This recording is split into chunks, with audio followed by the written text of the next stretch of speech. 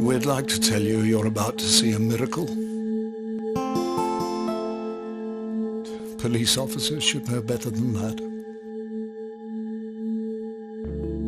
Yours isn't an occupation blessed with supernatural happy endings, far from it. But in around 90 minutes, we guarantee some of you will still choose to believe the impossible, even though you know you shouldn't.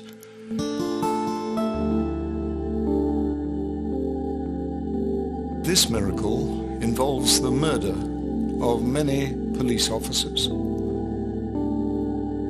hundreds of firemen,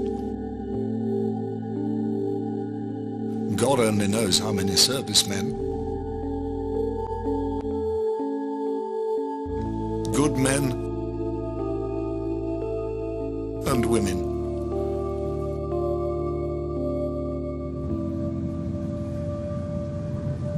But to believe the most obvious conclusion as to who killed them, that may prove too much for many of you.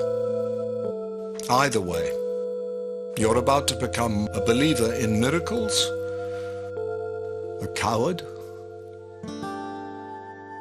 or you could choose to give your kids half a chance.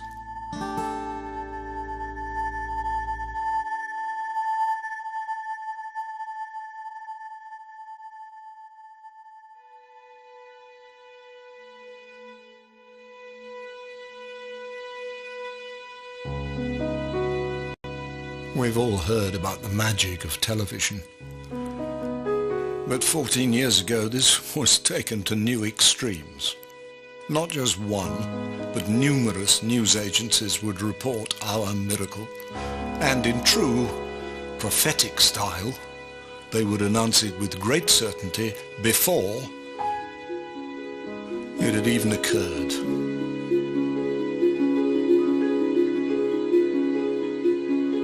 If you've never seen this wondrous event before, it's because some people would rather that you didn't know. Especially that people like you didn't know. You see, some news is just so bad, it's not a good idea to spread it around. Some would rather it was just forgotten and thrown away. Joining us. We are getting information now that one of the other buildings, Building 7 in the World Trade Center complex, is on fire and has either collapsed or is collapsing. And you, to be honest, can see these pictures a little bit more clearly than I. But building number 7, one of the buildings in this very large... Again, as you're talking, news is continuing to come in, as you can imagine. We're now being told that yet another enormous building in New York has collapsed. It is the 47-story Salomon Brothers building, which was situated very close to the World Trade Center, right there in this financial capital. Now, more on the latest building collapse in New York. You might have heard a few moments ago, I was talking about the Salomon Brothers building collapsing.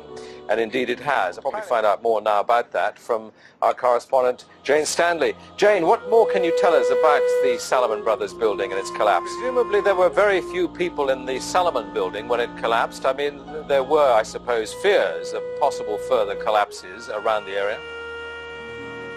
That's what you would hope, because this whole downtown area behind me has been completely sealed off and evacuated, apart from the emergency workers. That was done by the mayor, Rudy Giuliani, much earlier.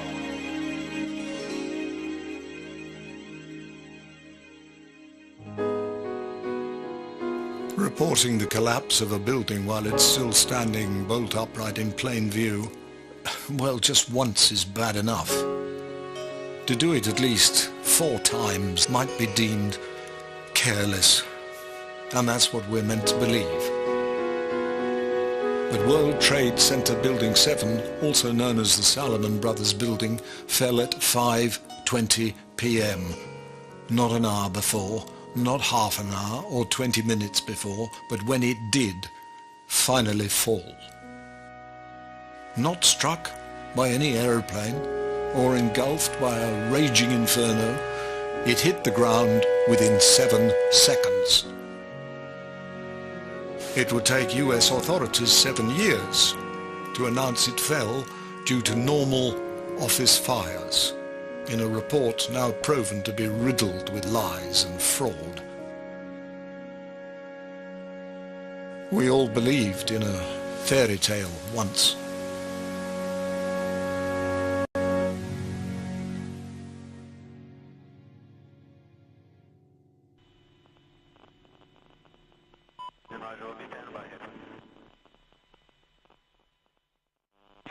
Radio? Yes, Viper 5 departing zone 208 for zone 4. We call frequency. I just drove over a body. Yeah. Viper 5 204 free change zone 4. Maybe there's a visual. I just drove over a body. We know this worldview, the peddling of lies, that 9/11 was somehow a Jewish plot, or that the 7/7 London attacks were staged. We must be clear, to defeat the ideology of extremism, we need to deal with all forms of extremism, not just violent extremism. You may wish to find a quiet place to discuss all this. It would appear some are getting a little nervous at the spread of disbelief. And besides, what you're about to see you won't find on your TV at home. And with an event that you instinctively know doesn't look right, you really should study all the available evidence before making any leap of faith. You hear that? Keep your eye on that building. It'll be coming down. The building is about to blow up. Move it back. All right, guys. We are walking back. There's a building about to blow up. Yeah, here's one of the guys who can tell you I'm okay, all right? Here, hold on. You want to call your mother or something? You gotta get back. I know that. You gotta get back. All right? Don't worry about that. You gotta get back. All right? I know that. You gotta get back. All right? Student. He was down there. He was trying to help people. His name is Daryl. Yeah, so I was just standing there, you know, we were watching the building actually because it was on fire. The bottom floors of the building were on fire, and you know, we heard this sound that sounded like a clap of thunder. Turned around, we were shocked to see that the building was, well, it looked like there was a shock wave ripping through the building. There was an explosion, and the landing gave way, and I was left there hanging. I had to climb back up, and now I had to walk back up to the 8th floor.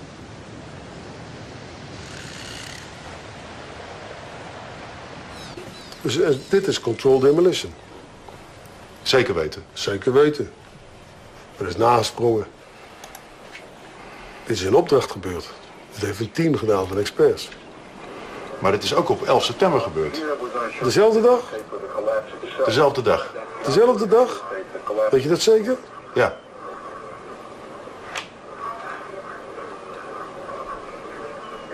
Was het zeker weten de 11e?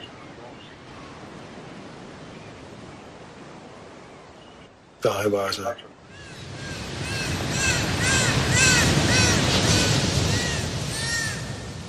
Jim, Heidi, just a very short time ago, World Trade Center 7 collapsed here in Lower Manhattan. You'll know that that houses OEM, the Office of Emergency Management. The bunker is in there. It collapsed, and as far as we know, everyone had been evacuated from the building a little earlier. Now, let me tell you, when this building went down, there was mass confusion, chaos down here.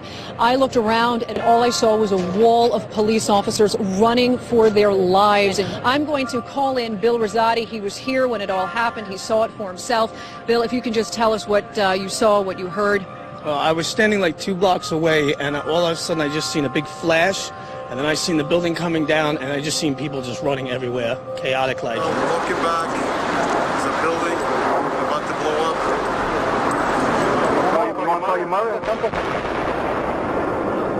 I was standing like 2 blocks away, and all of a sudden I just seen a big flash. I seen the building coming down. When you reached the 8th or the 6th floor, the landing that we were standing on gave way. There was an explosion, and the landing gave way. Wall of police officers running for their lives. Dit is controlled demolition. Larry Silverstein, leaseholder of the World Trade Center complex, including Building 7, fortuitously skipped his usual breakfast in the ill-fated Tower 1 that morning, but he was reported to have taken time to call his insurers that afternoon, asking questions about controlled demolition. When you look back over this, is there something that needs to be told about this experience that you haven't yet discussed? Is there a series of events or something that you feel like we should know?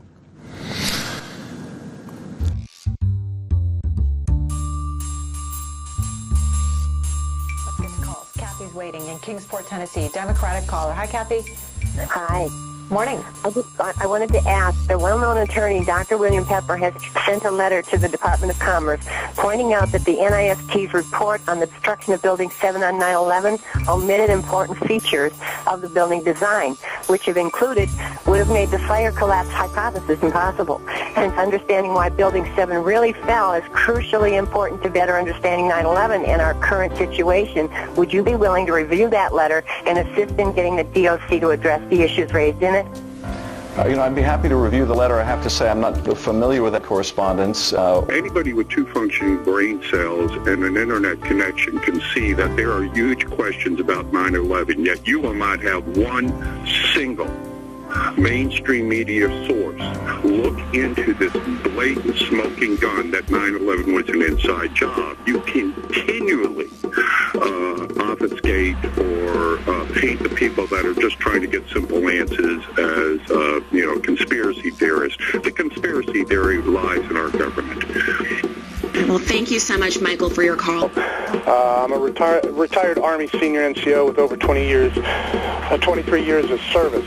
Congress's refusal to investigate the evidence that Building 7 was brought down in a controlled demolition on 9/11 is based on its blind trust in this WTC-7 report, which has now been found to contain incorrect data about the building design that, when corrected, renders this fire collapse conclusion impossible.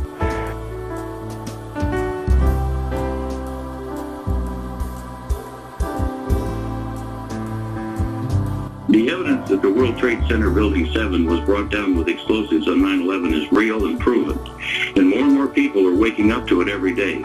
How much more trust of the American public does Congress have to lose before it faces reality and acknowledges the need for a new investigation into Building 7's destruction? I don't think it needs any more investigation. I don't think that. I think the way that those towers were brought down were by radical Islamic terrorists, and that's the way it is. And I think every investigation has shown that so far. Did you read the 9/11 investigation by the committees? But you think it was adequate enough? Yeah, I think so.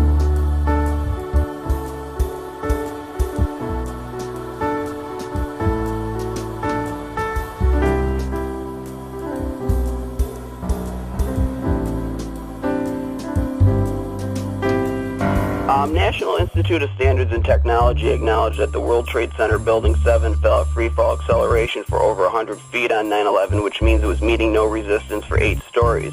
So, sparing me a diatribe about conspiracy theories, can you please give me a straight answer on how you think that's scientifically possible without the use of explosives? Look, I think we should pass on this question. This has shocked everybody again. That is 10 reporter Al Jones with the news and giving us that description of World Trade Center Building number 7 going down, a 47-story building. That, too, is gone.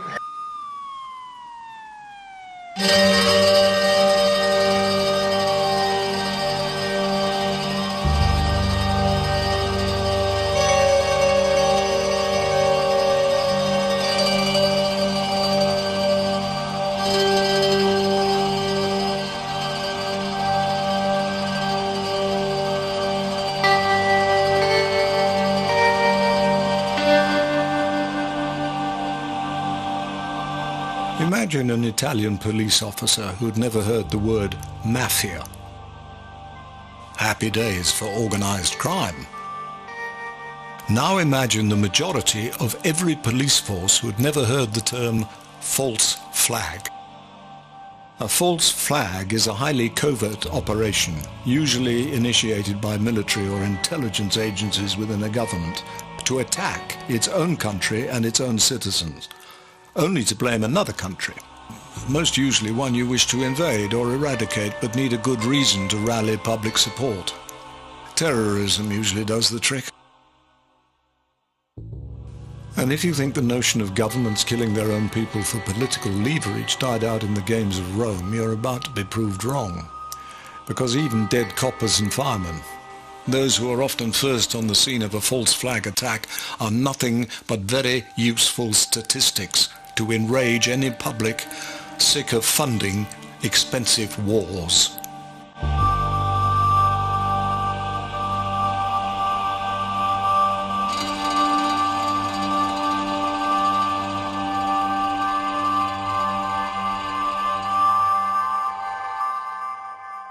It's Bushmaster 7, go ahead. Roger, we have a black SUV or bongo truck picking up the bodies. Request permission to engage.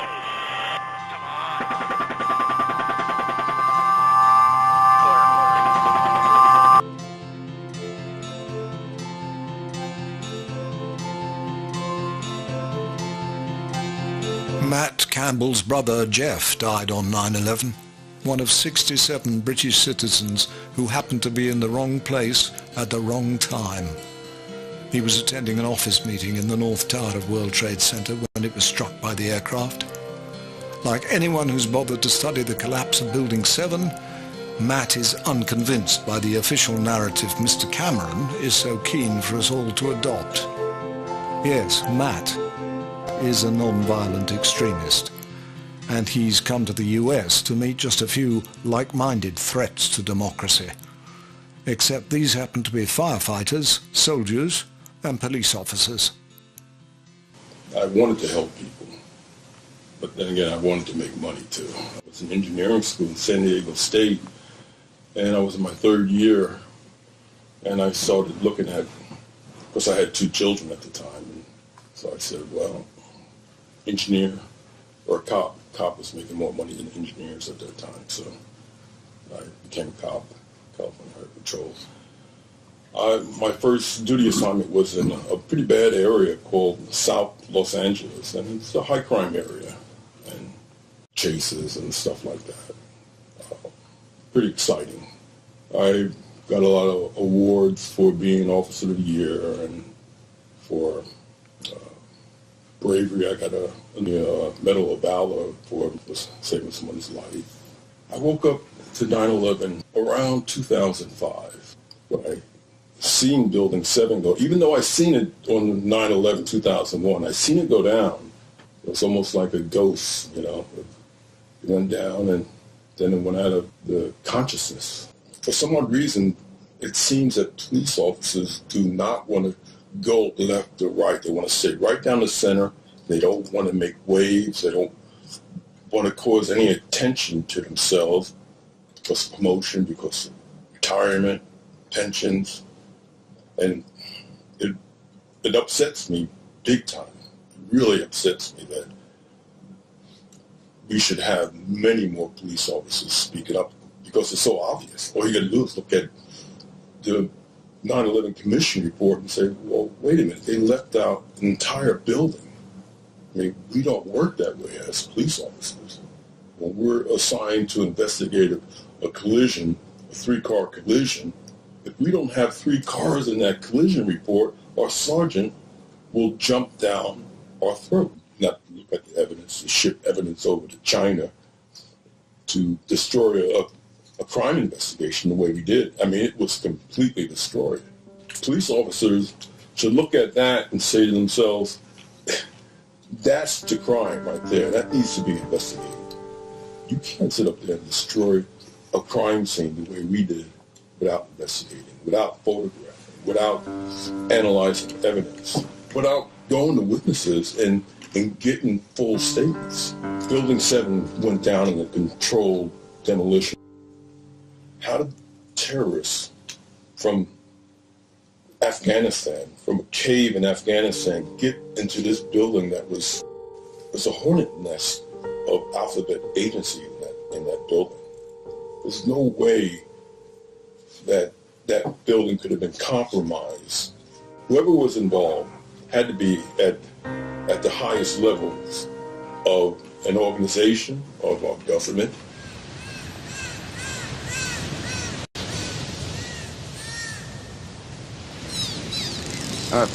Stretch. Big stretch. Mr. President. I know you said there'll be a time for politics, but you've also said you wanted to change the tone of Washington. Howard Dean recently seemed to muse aloud whether you had advanced knowledge of 9/11. Do you agree or disagree with the RNC that this kind of rhetoric borders on political hate speech? Yeah. Look, there's time for politics. And, you know, it's time for politics. And, it's an absurd insinuation. You need to educate yourself. You need to look at the evidence. Revisit 9/11. It's going to be for our country. Turn off the television for half an hour a week and just get the information in your head about what happened on 9/11. And the fastest way to get there is just go to Building 7. Look at World Trade Center, Building number 7, the Solomon Brothers building. Watch it fall. And if you can tell me that that building fell because of office fires, I'll take you out to a steak dinner. John, is there anything you want to add to that? Is there anything that we didn't sort of cover? No. I can't even think For a man who's not very loquacious, you did okay, didn't you? Yeah, well, I got all these damn white folks staring at me. I better do something. Yeah, absolutely. If he has a weapon in his hand. No, I haven't seen one yet. You guys got that guy crawling right now on a curb? Yeah, I got him. I put you around near him, and you guys are shooting over there too, so we'll see. In March 1962, JFK was presented with a document known as the Northwoods Proposal, with chilling similarities to 9/11. Kennedy's Chief of Staff, General Lyman Lemnitzer, along with others, put forward a plan to bomb parts of Florida, even Washington, D.C., to hijack aircraft, blow up ships, and then blame it all on Cuba, using a compliant American media to break the shocking and totally deceitful news to an outraged public. Even the BBC acknowledged the existence of Northwoods, though, as we'll soon realize, good old Auntie Beebe has now become something of a whore for American politicians, especially when it comes to 9/11. And there is very grave danger that an announced need for increased security will be seized upon by those anxious to expand its meaning to the very limits of official censorship and concealment. That I do not intend to permit to the extent that it's in my control.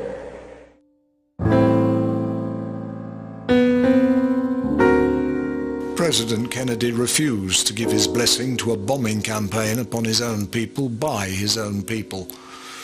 As for proven terrorist Lyman Lemnitzer, he got appointed Supreme Allied Commander Europe for NATO.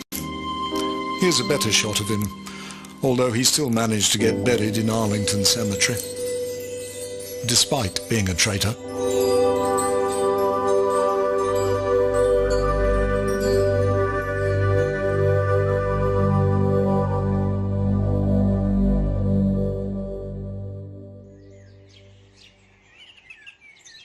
Joined as a cadet in '66, became a regular officer in '68. In my 19th year, was posted to Brighton. So really one of the highlights of my career was working on the Regional Crime Squad. I did intelligence work with the 6th Regional Crime Squad, which now doesn't exist, some other form. I also worked as a terrorist officer at Gatwick Airport in counter-terrorism and quite a few other things. I did a lot of surveillance work, taught surveillance, was in the training department, had quite a checkered career. I had great disquiet really about what went on, and when I saw the evidence of Building 7 and the collapse of that, I'd actually seen many controlled demolitions, actually police one or two. And, you know, when I saw that Building 7 pancake, I absolutely knew that that was a controlled demolition. There was just no doubt in my mind from the experience of seeing demolitions where, as a police officer, having to go there and actually throw a cordon around the building whilst it was pancaked down. So that really had me questioning. And then, of course, when I saw the BBC News programme, the 24-hour programme with Jane Stanley announcing that Building 7 had fallen, and seeing the disparity of the time, I think it was about a 20 minute in advance. Obviously, she had very strong psychic powers, or perhaps the script was read in advance, and that's certainly the version that I prefer to believe. So really my whole questioning of that incident started then, and I really started to dig into what was going on. The motivation behind 9/11, I think, is manyfold on quite a number of different levels. On one level, there is obviously the excuse, and it was obviously very much planned beforehand. I think when you read some of the documentation, PNAC, the project for the New American Century, that was written well prior to 9/11, is a very well resourced document now that's very available. You can actually see that 9/11 was a false flag event that was planned to bring about the ability to go into the Middle East and establish bases in the Middle East. Obviously, it was partly a resource-based situation, but really to establish a stronghold in an area where resistant pockets of strength were going to be attacked. 6, this is 2-6, we'll move, but we got this. Oh, I'm sorry, I was bypass? God damn it, Kyle. All right. I hit my head. All right, you're clear. All right, I'm just trying to find targets again. Master 6, this is Bushmaster 2-6.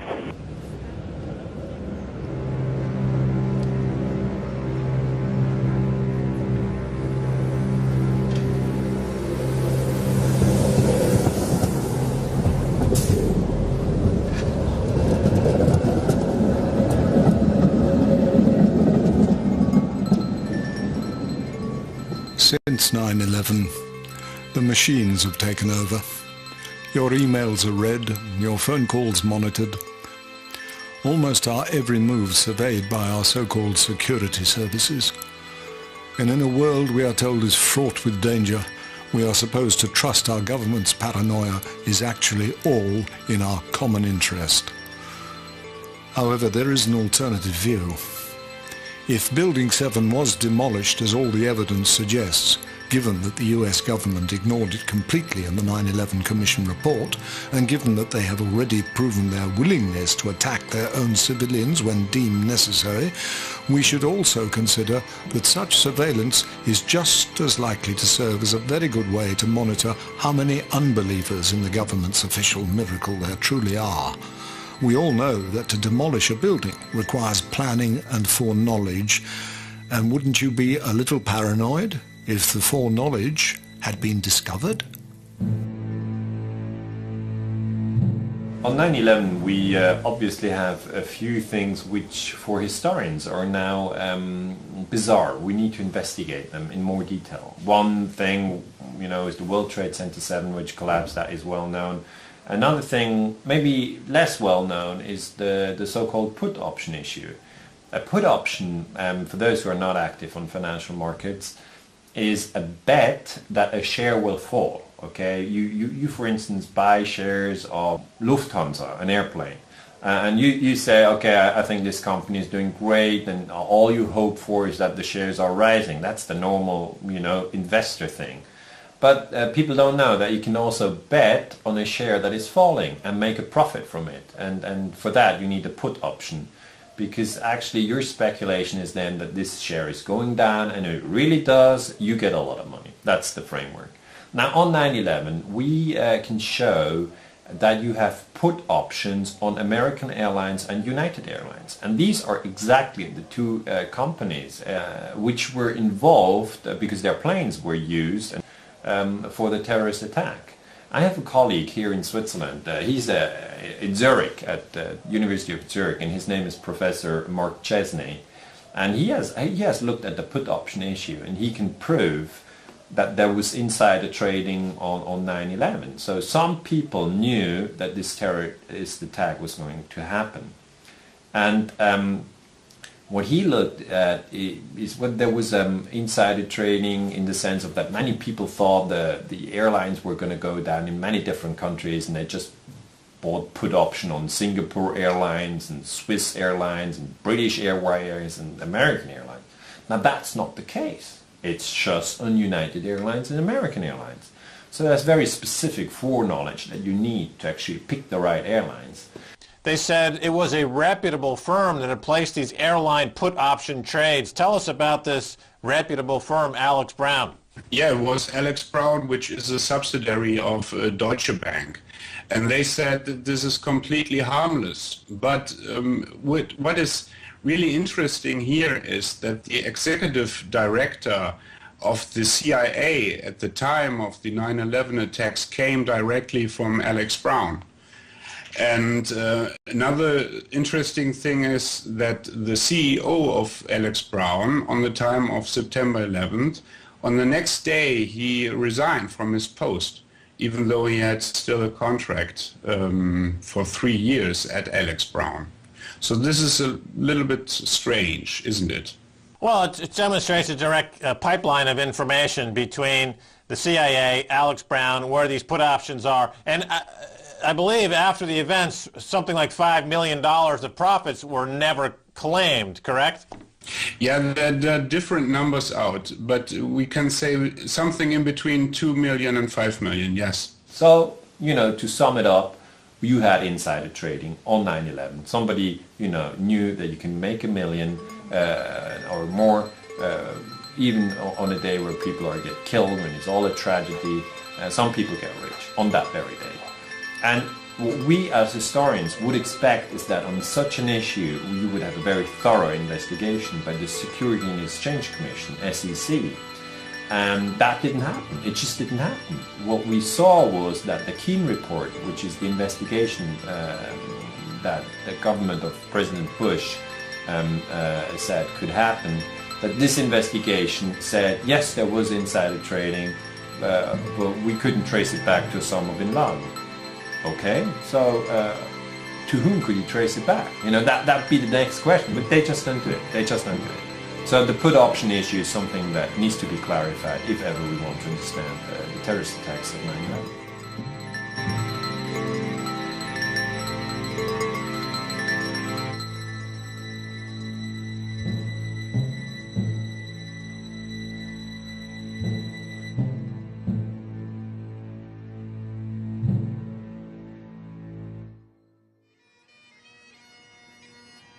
There are some people who understand there's a problem, but really don't want to do anything about it.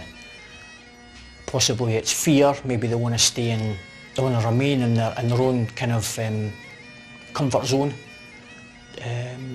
It's difficult. It's difficult to get people to engage with this subject when there's so much other things going on in the world, portrayed by the mainstream for that very purpose of distracting people away from serious issues.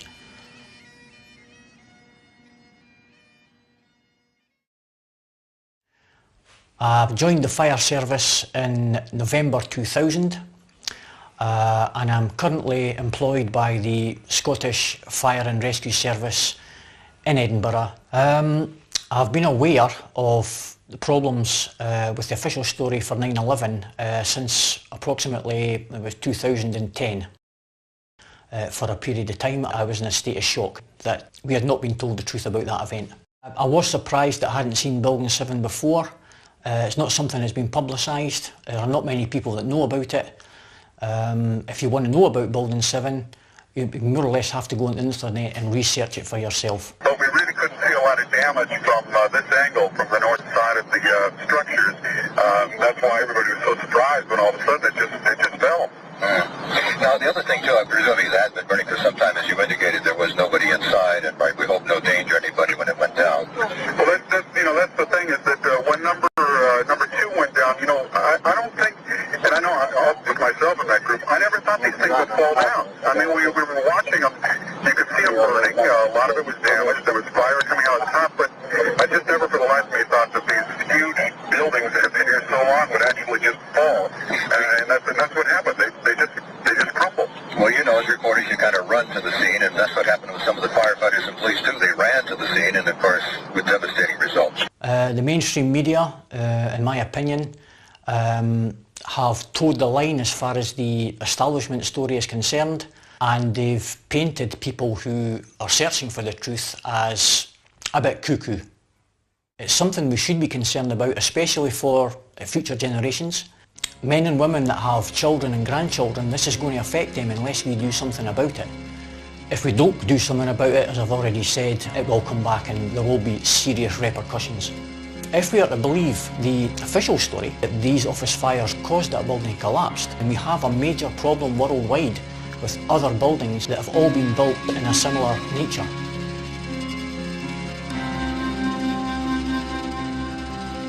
You don't get explanations when you visit Ground Zero. Just bad memories of a day that launched the world into war on an invisible enemy that has the potential to run forever, with equally infinite profits for those who like that kind of thing. But the US authorities do stretch to a crayon and a piece of paper should you choose to etch the name of your loved one from the list of thousands.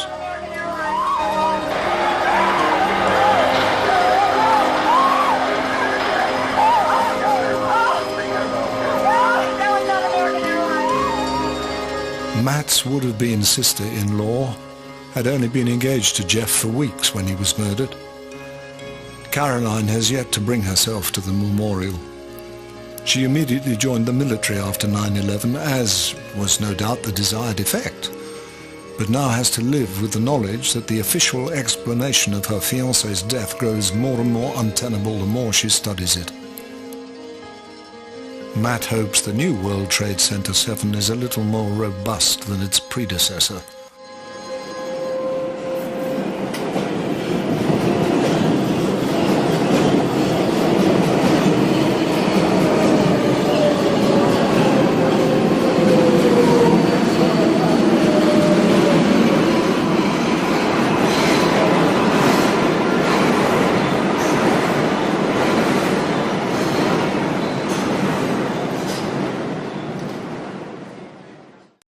So at 5:20 in the afternoon, Building 7 drops like a rock, top to bottom in 7 seconds. This is clocked by physicists, and it's free fall acceleration, just as fast as dropping a bowling ball off the top of the building. For at least 2.5 seconds, the physicists say it came down at free fall. NIST originally denied this, saying, well, if it came down at free fall, that would mean there'd be no structure. The columns supporting the building, 40,000 tons of structural steel is designed to keep that building from going anywhere.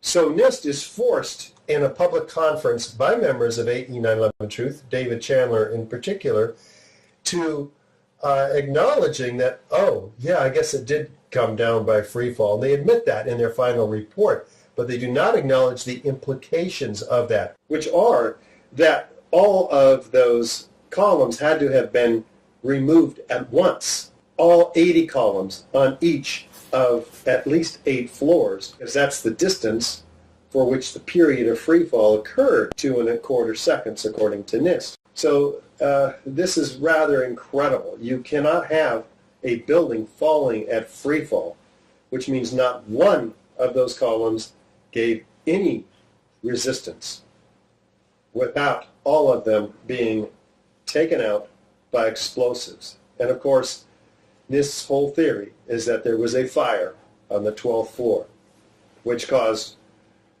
expansion of beams, which caused a pushing of a girder off of its seat on a column 79, which caused the 13th floor to fall on the 12th, 11th, etc., which caused the interior of the building to cave in. And then that instability traveled laterally. And then, and only then, the entire building drops in 7 seconds. Of course, if all that was going on inside the building, which never could have happened for at least a dozen reasons, you would have seen massive telegraphing and warpage on the exterior perimeter structure, which the videos do not reveal at all. Did you know a third tower fell on 9/11? Today we're going to release to you results of a brand new poll that show that more and more Americans are rethinking what happened on 9/11, and increasingly More people are saying they do not believe the government's version of events. In 2008, the National Institute of Standards and Technology, or NIST, released its long-awaited report on the collapse of World Trade Center 7. The lead investigator, Shyam Sunder, told journalists, World Trade Center 7 collapsed because of fires fueled by office furnishings. It did not collapse from explosives or from fuel oil fires. We really have a new kind of progressive collapse that we have discovered here, which is a fire-induced progressive collapse.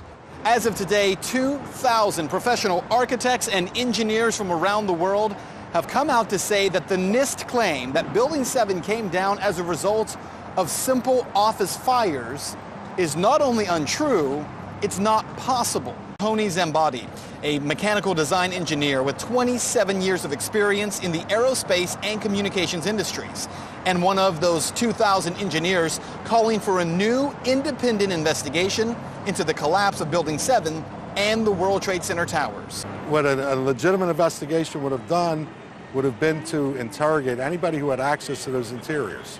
I'm not talking about office people, I'm talking about maintenance, contractors, security people, contractors, those type of people.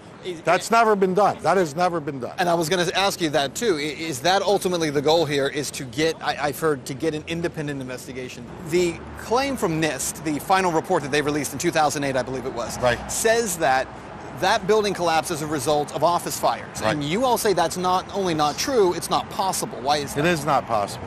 The initial walk off of the girder is impossible, and I've done a finite element analysis of that, and I can show you in detail that it's impossible. The column buckling, column 79, that buckling is impossible, and the complete free fall is impossible in a natural collapse. And there is another issue of how NIST says Building 7 came down. They say it was normal office fires, but the technical explanation for that floor beams expanded because of heat and ultimately pushed a single column, column 79, off its seating. NIST says that caused the entire collapse of the building. What NIST went on to say in that report in 2008 was that the reason that column was able to be pushed off of its seating was because they said the column was unrestrained. And yet it was discovered last year in 2012, after a Freedom of Information Act request was granted, that NIST claim was not true. The columns were restrained. In fact, there were 3,896 shear studs holding those columns in place.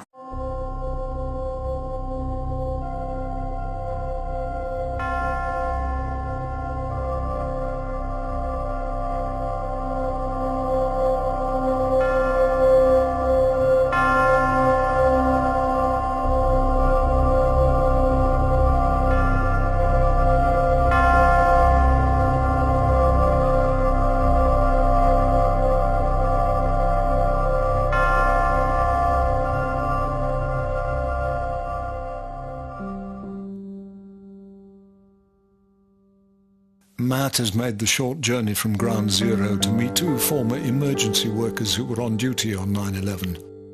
Far from extreme, it's common sense and not a little patriotism that gives them the courage to speak out. I achieved the American dream only to wake up to the American nightmare. It was a tough situation for us all. We lost 343 guys on that day.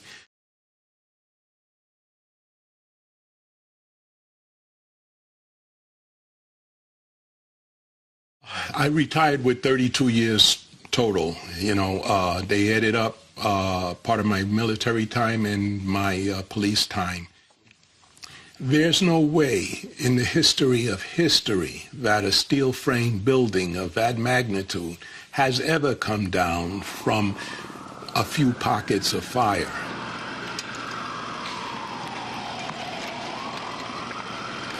I knew instinctively, I was suspicious. It just came down. And there's no question that that was a demolition job that anybody with an open mind and common sense cannot deny.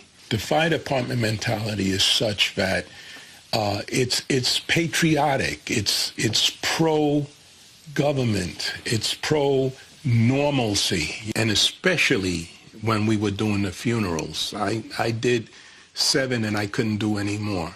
when people have died, and they don't want to hear that. That's the last thing, and especially unpatriotic. That's not something you talk about. So no, I didn't even bring it up. But they're just not ready for it. If you're really patriotic and you really care about what happened to our brothers and what is happening to our country, start doing your own research. We have a web where you can start to research and cross-reference things, and there are materials that you can read, and there are sources you can go to, and you can put together your own incontrovertible facts that point you in the right direction. And don't rely on the media. The media is not there for you. It's there to manipulate you. I am a retired Jersey City police officer who served 23 and a half years for the Jersey City Police Department. Jersey City is directly across the Hudson River from World Trade Center. There's no way, you don't need to be an expert to see that. That building was brought down on purpose, with purpose. And if they had said, oh, we're going to take it down on purpose and we're going to plant certain explosives to bring it down, it wouldn't happen in 3 hours. Or 6 hours. It would be 3 days or 4 days of preparation to make that happen. And I don't see that happening there. And that's just a legitimate question. Anybody with the brain could think that. Are you aware, or do you have other fellow officers that are aware that the official story just doesn't sound true? Yes, many police officers who think about it say, well, that doesn't make sense. Yes. But there was one in particular on my job, and basically they gave him a psych evaluation, which they see if he's able to carry a gun. Now that's your livelihood. So after you started asking questions. Yeah, well, he was putting things online, saying, well, what about this or what about that? And basically they will threaten your livelihood. And if you have children or you want to keep your job, or retire from a pretty good job. If you keep everybody busy, with the wrong reasons, they can't find the right reasons. And there was quite a lot of money being spread around, not to investigate, but almost to take their minds off investigations. We're going to have terrorist training. We're going to have new radio systems to communicate better. There was so much money being thrown around that the investigations were virtually stifled. And anybody who asked questions were, in my opinion, stifled. I'm gravely concerned about the information provided us just yesterday that the President received a warning in August about the threat of hijackers by Osama bin Laden and his organization. We shouldn't jump to any conclusions. You told us earlier this year that Vice President Cheney called you and asked you not to hold wide-ranging hearings and to limit the investigation to the Intelligence Committee. Looking back, why do you think he made that call? Do you think that he knew that the White House did know something and that they were trying to keep the investigation limited because they didn't want to look culpable at all? Well, I'm not going to come to any conclusions. It is true that the Vice President has requested on several occasions that we not have an investigation into this issue. How many times did the Vice President ask you not to investigate this, and have others at the White House also asked that there be no investigation? Oh, I'm not sure. There were numerous times. I can't recall exactly how many. What were his reasons? His reasons were that the intelligence community was so involved in the aftermath of 9/11 that they didn't want to take people off of what it was they were doing to do something like this. He asked you, just to make sure I'm clear on this, he asked you more than once. Correct. And was it more than twice? Bob, it was 3.5 times. Yeah. And it was no investigation whatsoever. He wasn't asking for it to keep it closed, to keep it to intelligence. He wanted no investigation. That's correct. What kind of government doesn't want an investigation into the biggest attack on its homeland since World War II? Breaking news we're getting from the PA Newswire that there's been reports of an explosion outside Liverpool Street Station. That, of course, in the East End of London. It's the bordering area. And what kind of treasonous little arsehole would try that in our country? At the moment, we have a clear active threat. I want our police and our security services focused on dealing with that threat. If they end up being engaged in a public inquiry, the reality is, no matter what people might want or say they want at the outset, is that the resource and commitment and energy of those services will be diverted into that in circumstances where we know what has happened. Now, I totally understand, particularly when families are reading constant reports in the media about pieces of information that the security services had that they didn't act on. John Hill, BBC Conspiracy Files. Can I ask you why you've made a film accusing innocent people of mass murder on 7/7 with no evidence at all? You have made a film which is damaging trust in the British government. Is that your intention, Mr. Hill? Since we caught up with him, John Hill has been arrested. He is facing extradition to the UK on a charge of perverting the course of justice by sending DVDs of 7/7 Ripple Effect to the judge and jury foreman in a trial linked to 7/7.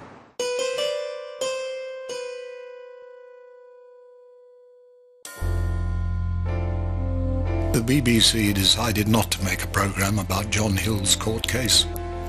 Having seen his film 7/7 Ripple Effect, a British jury found him not guilty of perverting the course of justice. And for a documentary that points out the gaping holes in the official narrative of the London bombings, that's quite an achievement for a movie allegedly containing no evidence at all. We suggest you watch 7/7 Ripple Effect. It's free on the internet, unlike the propaganda your license fee is funding. Meanwhile, on Channel 4. Guess what?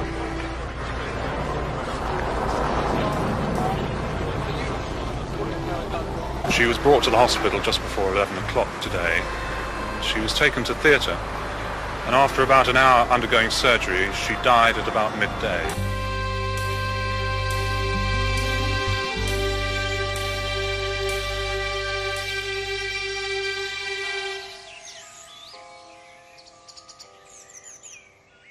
A senior figure in the Reagan administration told me privately that the death of Yvonne Fletcher was the best thing that could have happened. What do you think he meant by that?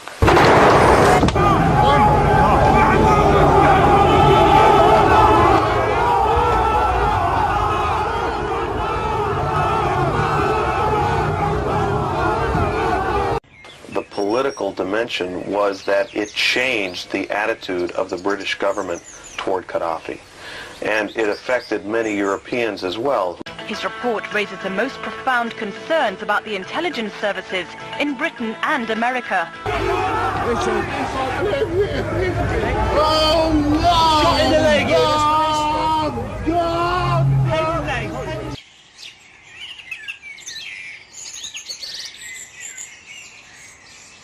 It's an extraordinary suggestion that you are making. I want you to be quite clear. You do not believe Yvonne Fletcher was shot from that embassy building behind you. For two reasons. The terminal velocity of 30 yards, which is the distance from me to the building, would be an extraordinary event for a submachine gun bullet. And secondly, the angle of 60 degrees of entry into the body would be totally inconsistent with an angle of 15 degrees or so coming from that building. There may well have been shots fired from number 5, but you can't say that the bullet that entered her body came from that angle. It's impossible to have that occur. Lieutenant Colonel George Stiles, 26 years in the British Army, was one of its leading weapons experts. I don't think a submachine gun killed the police lady. Why not? Because the bullet was going comparatively slowly, and I think from a submachine gun it would have gone that extra bit faster than the wounds that you've described. Sterling is a submachine gun, and at 30 yards you'd expect the bullet to go almost straight through anybody standing in front of it. From the description of the wounds, I think if it was a submachine gun, there would have been a little bit more penetration. The bullet wouldn't have tumbled about so much, it would have gone a bit straighter. The end of the range of a submachine gun certainly isn't 30 yards. On Dispatches this week and next, back on the trail of one of the most important investigations the programme has mounted. Dramatic new evidence on the killing of policewoman Yvonne Fletcher in London's St James's Square. Tonight, how the official version of the events behind her murder cannot be true. How she cannot have been shot from the Libyan embassy. But if not, then how? In a major two-part investigation, Dispatches reporter Joe Laban pieces together the full sinister truth behind her death. He will meet the man who knows just why she was killed, and the man who brought the gun into this country. And he will ask exactly who was in the know.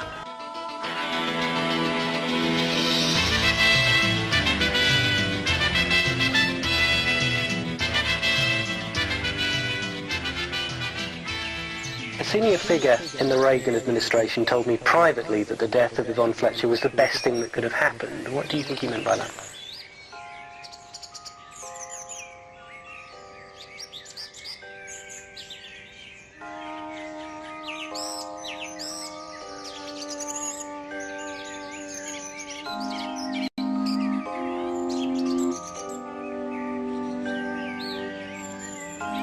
Where do your loyalties lie? Because it's quite clear where theirs do.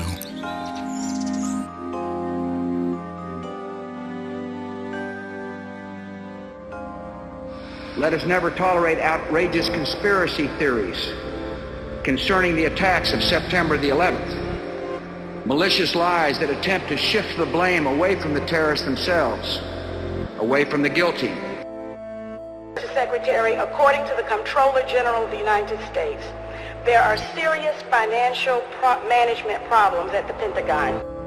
Fiscal year 1999, 2.3 trillion missing. Fiscal year 2000, 1.1 trillion missing. And DOD is the #1 reason why the government can't balance its checkbook. The Pentagon has claimed year after year that the reason it can't account for the money is because its computers don't communicate with each other. Finally, Mr. Secretary, after the last hearing, I thought that my office was promised a written response to my question regarding the 4 war games on September 11th. I have not yet received that response, but would like for you to respond to the questions that I've put to you today, and then I do expect the written response to my previous question, hopefully by the end of the week. Mr. Bush was very quick to make it clear about so-called conspiracy theories on 9/11. Alarmingly quick. Non-believers are a particular problem. They're very keen to have disappear, even to have outlawed. And making problems disappear is something they're rather good at in America. So too their media, especially when it comes to false flags and political obstacles. Good evening. Dr. Martin Luther King, the apostle of nonviolence in the civil rights movement, has been shot to death in Memphis, Tennessee. Police have issued an all-points bulletin for a well-dressed young white man seen running from the scene. Officers also reportedly chased and fired on a radio-equipped car containing 2 white men. Dr. King was standing on the balcony of a second-floor hotel room tonight when, according to a companion, a shot was fired from across the street. In the friend's words, the bullet exploded in his face. Police, who have been keeping a close watch over the Nobel Peace Prize winner because of Memphis' turbulent racial situation, were on the scene almost immediately. They rushed the 39-year-old Negro leader to a hospital where he died of a bullet wound in the neck. In 1999, the widow of Dr. King wants to try the named conspirator Lloyd Jowers as a conspirator in the assassination of Dr. King. William Pepper is the King family attorney. And a jury found that the United States government, along with Lloyd Jowers, conspired to murder Dr. King. It's what we already knew, but that trial was not covered by the press. There was only one journalist in the room. And if you can imagine, only one journalist in the room for something so important as the trial to establish who conspired to kill Dr. King. But that also tells us the state of our media.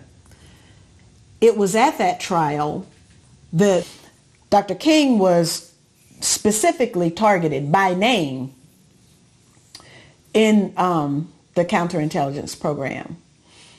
He was harassed, he was vilified, he was persecuted in every way imaginable. And all he wanted was the right to vote for black people. That's all. I mean, you know. Now they figured out other ways to subvert the vote, but they should have known that they were going to be able to do that. So let them vote and stop the, you know, the turmoil that the country was going through. But no, and the church committee reports reveal that this behavior, the counterintelligence program behavior, was carried out for political purposes for certain individuals who had political objectives. What that means is that individuals who were insiders had access to the tentacles of government and could manipulate those tentacles for their own benefit. This is a very important finding of the church committee reports. December 1999, Judge Joe Brown came to one of my many COINTELPRO hearings that I had when I was in Congress. And I had one on the murder of Dr. King, and there I had Judge Brown studying the ballistics of that so-called murder weapon and found that it was not the weapon that actually killed Dr. King. Now, that's very interesting because that rifle is at the Lorraine Motel in Tennessee, purportedly the murder weapon, but it's not the murder weapon. Everything that you think you know about the murder of Dr. Martin Luther King Jr. is a lie. One journalist in the room.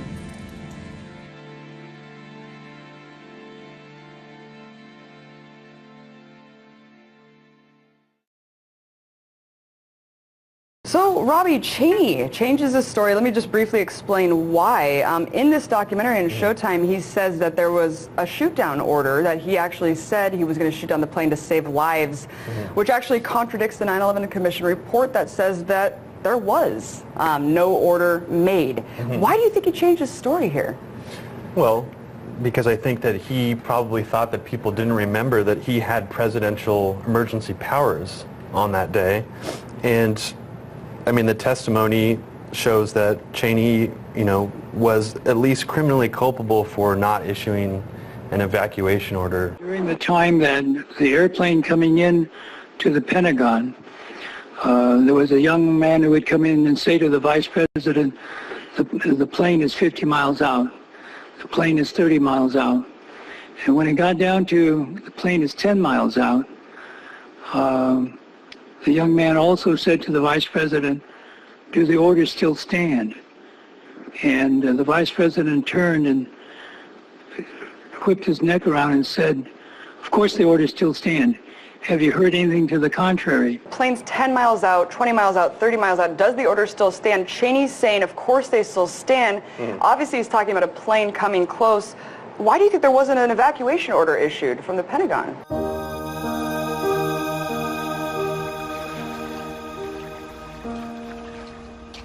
On the off chance your place of work is ever targeted by a 150-foot-long Boeing jetliner one morning, and your boss knows that it's coming, you might feel a slight grievance and concern when he fails to evacuate the building, especially when nearly 200 of your colleagues are killed.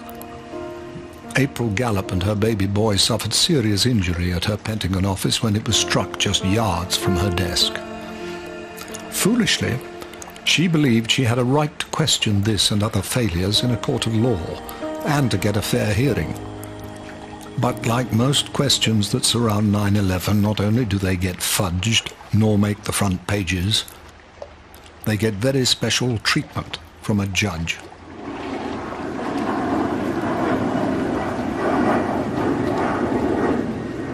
The least thing we can rationally say is, you were on duty that day. This was your job. This happened on your watch.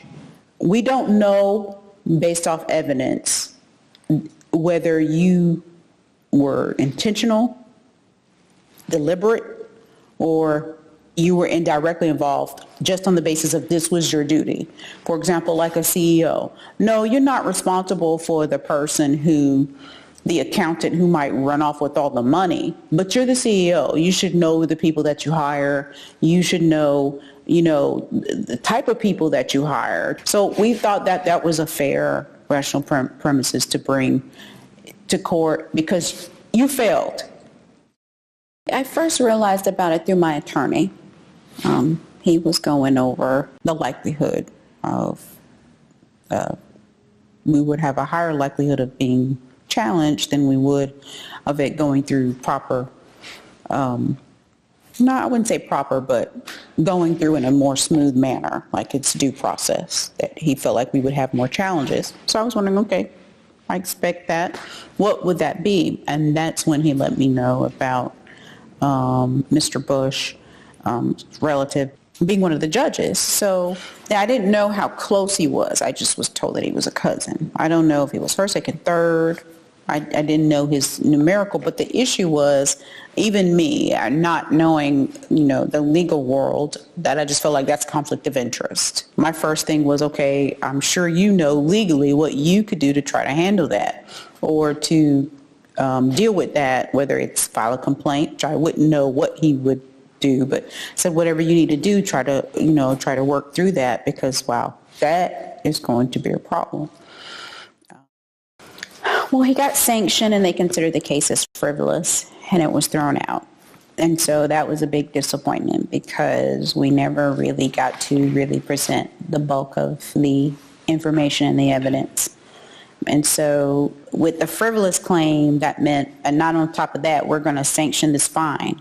We're going to give you a fine and make sure you don't do this again.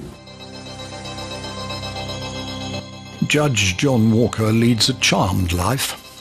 Not only can he get appointed to preside over highly sensitive court cases concerning his own family, he can run down and kill a traffic cop with apparent immunity from police procedure.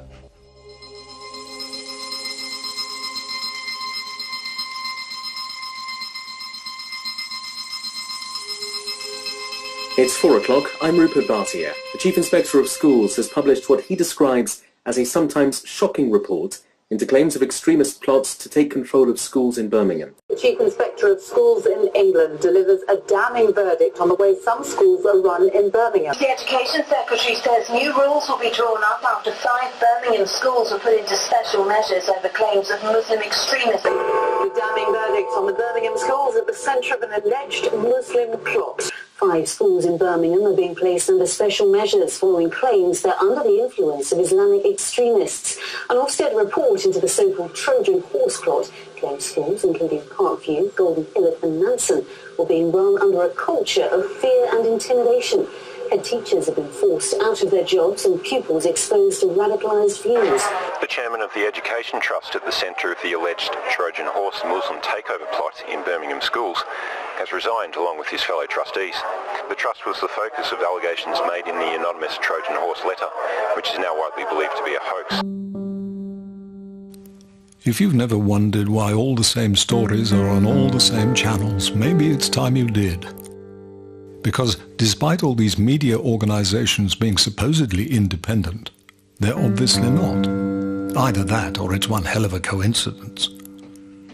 And isn't it clear what kind of message they want us to get? One British man decided he didn't believe it anymore. So he went to court to obey the law.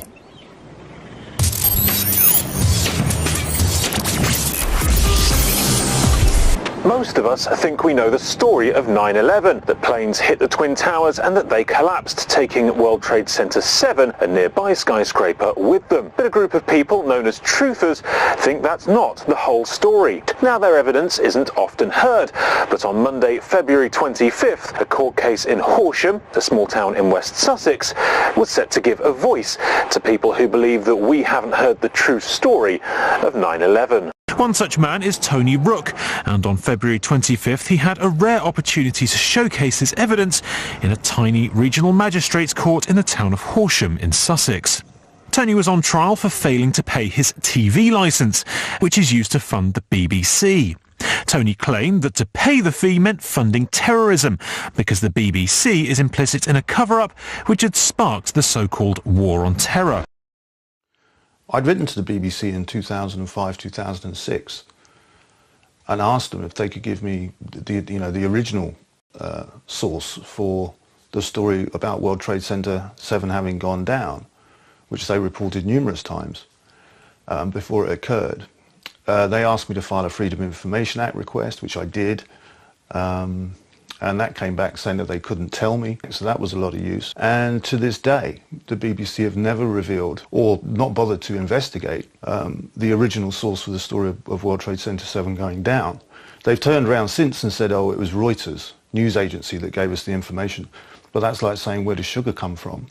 It comes from Tesco's. Well, no, it doesn't come from Tesco's. It comes from Sugar Beet. It's not the original source. And so I felt until they could give me that information, I wasn't going to pay them. What happened was, when we went to court, I had to assemble this team of people to cover the various aspects of the BBC's coverage of 9/11.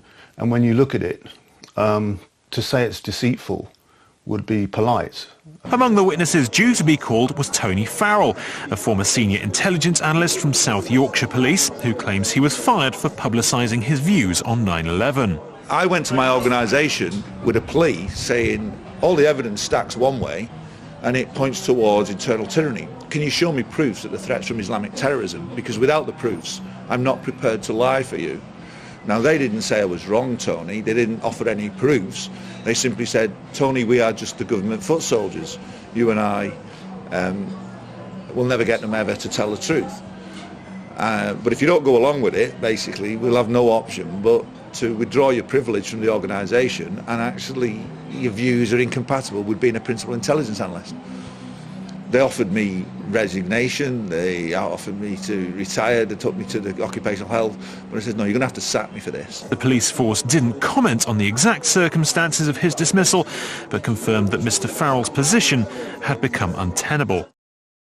But the biggest, the most damning piece of evidence against the BBC and their deliberate cover-up is how they've dealt with the free fall of Building 7. So the BBC are absolutely aware of what the implications are of free fall, because back in 2007 they ran a documentary called The Truth Behind the Third Tower, looking specifically at the free fall of Building 7, and they did their own analysis to attempt to show that free fall didn't occur. So they know full well what the implications are of freefall. The problem was that 1 year later, NIST, the official investigators, were forced to finally admit that freefall had actually occurred in Building 7. Now, that should have been absolutely bombshell news across the world. The BBC should have been on the front page of the paper. NIST had confirmed freefall of Building 7, which is proof of controlled demolition, which is proof of an inside job. Massive story. The BBC are legally required then, legally and morally required, to correct the error that they made in their own documentary 1 year earlier, denying that freefall happened. Did they correct that error? Still to this day, the BBC have refused to correct that error on an issue of absolute massive importance. The implications of Building 7 coming down in free fall are huge for every fire service in the world. The reason for that is because when you fight a high-rise building fire, what you do is you go to the floor below the fire, you establish a bridgehead, you then send breathing apparatus teams up the stairs onto the next floor where the fire actually is, together with water jets, to go and find the fire, locate it, attack it, and put it out. You do not at any time think that the building you're actually stood in is suddenly going to collapse down into a pile of rubble in 6 seconds the way that Building 7 did. So it changes completely how you're going to fight high-rise fires. It's the only steel-framed building in history, high-rise building in history, that's ever collapsed from fire alone. All of the others have stayed up. Where there's been fires, there's been partial collapses, there's been little bits fall off, but the entire building has never gone from 47 stories to 3 stories of rubble in a few seconds. So every procedure for fighting high-rise buildings is going to have to change. So for firefighters, everything's going to change. For building engineers and architects, it's also going to have to change, because the unspoken acceptance before that the building frame would always stay up because the fire can't get hot enough to take out a steel frame, well, clearly, according to NIST now, this can happen. So that means that you have to either beef up the fire protection, which has got to be retrofitted on every high-rise building on the planet, or you have to use new materials that can resist office fires better than steel. So, and when you think about that, if the office fire is going up to 1,000 degrees centigrade and the steel is only affected at 1,600 degrees centigrade, well, how much higher than 1,600 do you have to go? There's one particular piece on the internet called the Editor's Part of the Conspiracy, where they go on to describe their reports of Building 7 as shrouded in uncertainty, that they didn't make any assertion it had definitely gone down. Well, that's a complete lie. I mean, are you watching a different report? Now, more on the latest building collapse in New York. You might have heard a few moments ago I was talking about the Salomon Brothers building collapsing, and indeed it has. Jane, what more can you tell us about the Salomon Brothers building and its collapse? Presumably there were very few people in the Salomon building when it collapsed. And most people who watch the BBC still trust them.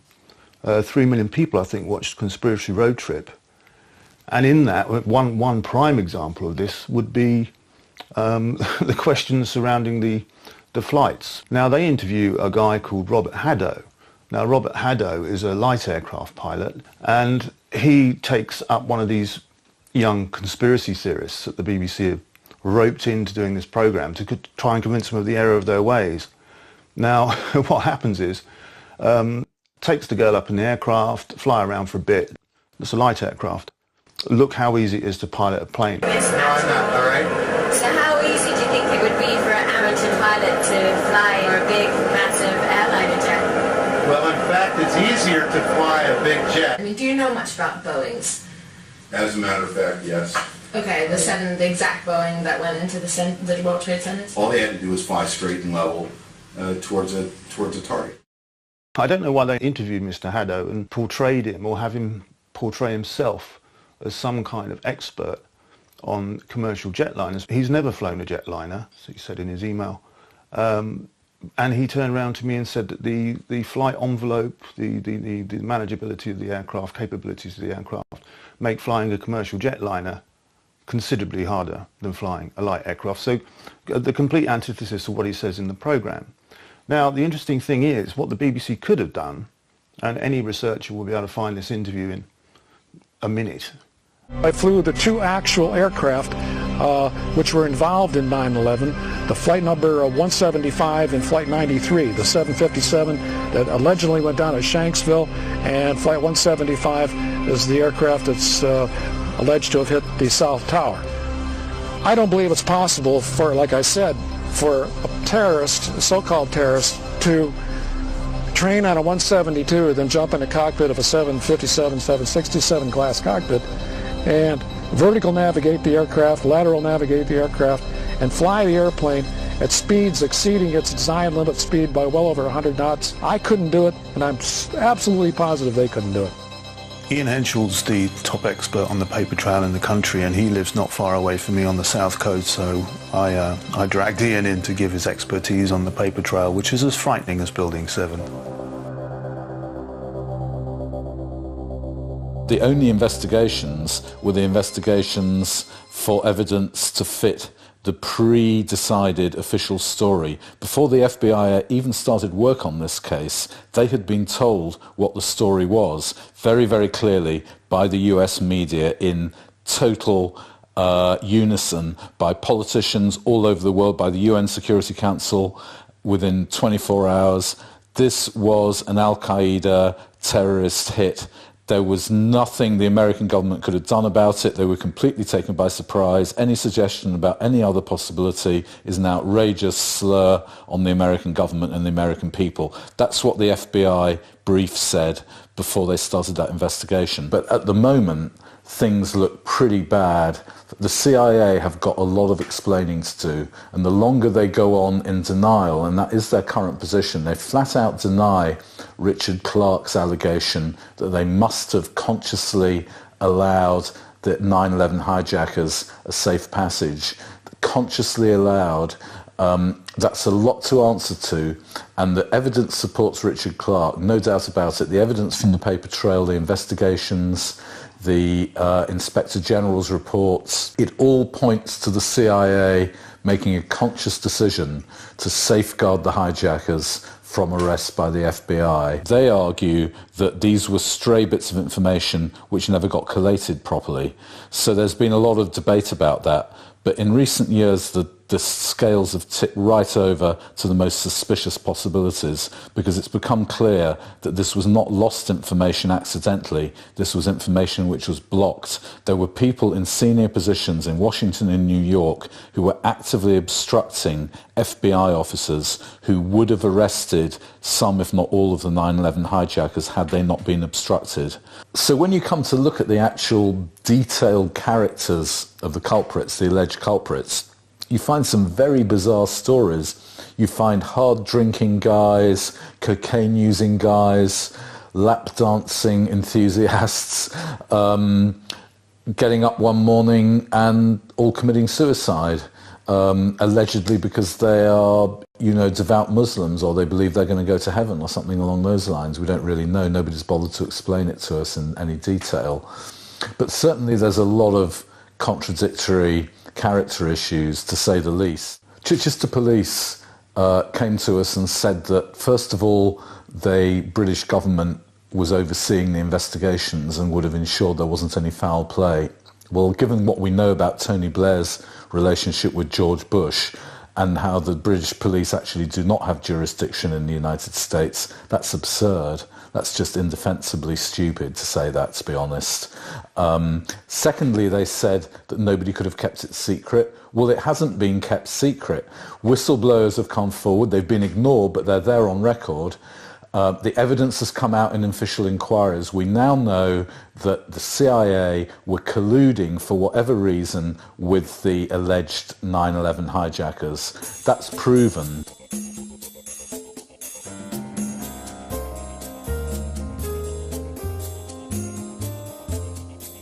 There's always a big animal standing over there, and it's shitting all over the place, but we don't talk about it. Now, what happens to society when we all share a secret, but we cannot talk about it? Fact is that the post-9/11 society is characterized by lies. Those weapons of mass destruction got to be somewhere. And fear. This time, they fucked up. When you are seeing Building 7, it's obvious. It is so open for everyone, ready to see what they see, that this time, they went too far. We're talking about the laws, fundamental laws of physics. We're talking about Sir Isaac Newton's laws of motion. And according to these, this is impossible unless you have applied some force to make the building fall.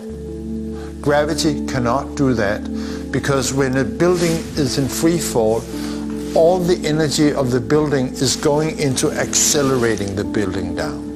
There is no energy left for breaking thousands of steel beams and girders. This is completely basic physics. There is no way Building 7 could be brought down without application of explosives, unless you are ready to violate Sir Isaac Newton's laws of motion. And this hasn't happened since 1687 yet. So if you claim the official story, you're talking about miracles, because a miracle is a violation of the laws of nature, and I don't believe that.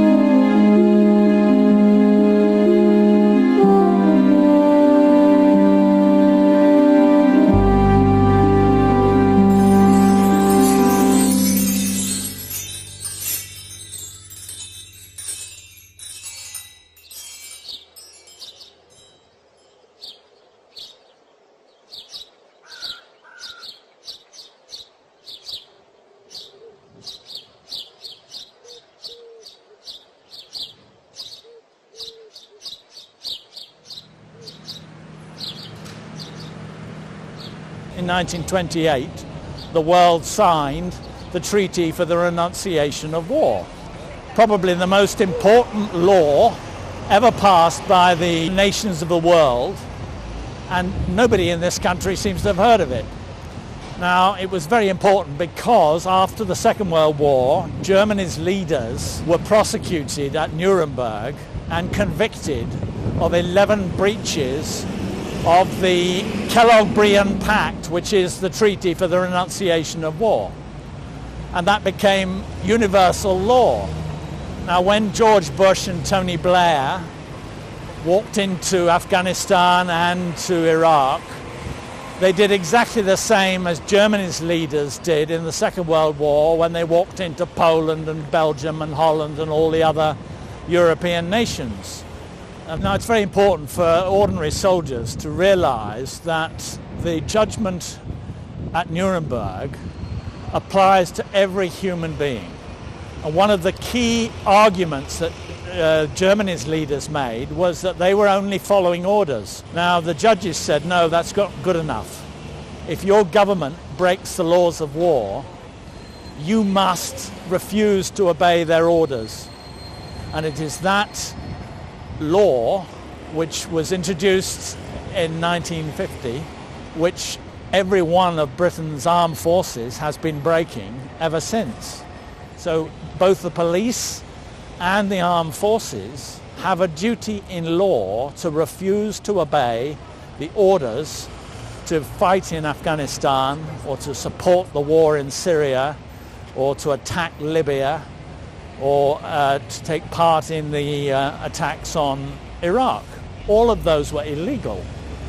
And what very few members of the armed forces or the police know is that it is a criminal offence to follow an unlawful order.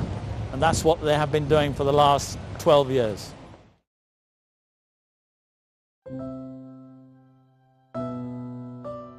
It wasn't only people who died on 9/11. It was trust. Trust that the laws these men fought for would be cherished and preserved. Faith that our leaders and press would never con a new generation of soldiers into breaking those laws. And they have.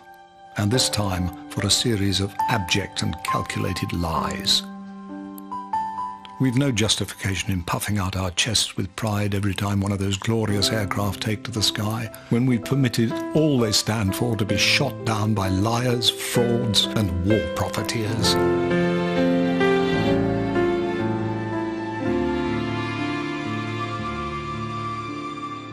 If you wear a poppy next Remembrance Day, wear it having made at least some gesture of defiance against the despicable and mendacious bastards who've led this country into phony war after phony war.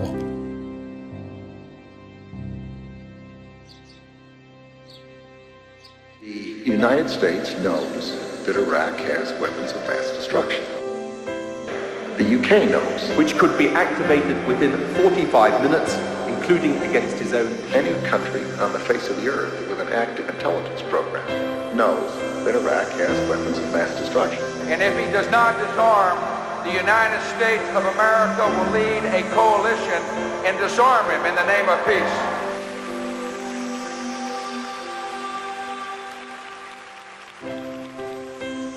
By 2020, Britain will have spent at least £40 billion on its Afghan campaign alone, enough to recruit over 5,000 police officers or nurses and pay them throughout their entire careers.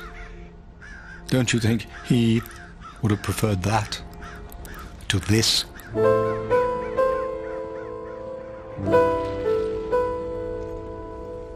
One dreads to think what any Spitfire pilot would make of the country he fought for, and what it now does in the name of peace. Over 1.5 million people can march in protest on the streets of London, but still we are taken to war. Some democracy. We can poison babies for millennia to come with weaponry containing depleted uranium, and still the corporate media conveniently swerves the issue. How stupid can this country get? How wicked.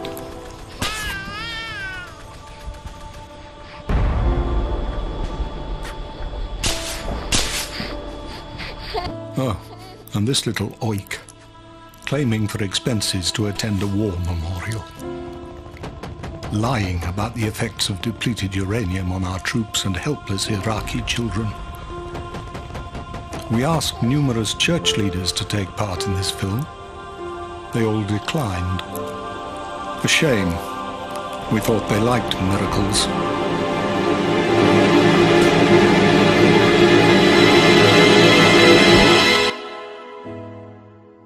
Talking of church leaders, there's nothing quite as curious as a gun-happy British establishment laying wreaths on Poppy Day.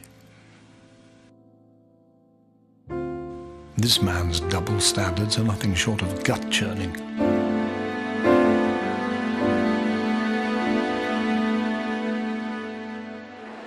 The Prime Minister himself has become salesman-in-chief for Britain's arms industry, pushing for deals not only in Gulf states such as Oman, but even in countries where alleged human rights abuses make them highly controversial, such as here in Saudi Arabia. Now MPs have fired a warning shot across the government's bows, questioning the checks made on more than 3,000 export licences, worth more than £12 billion, to 27 countries, which are on the Foreign Office's own list of human rights concerns.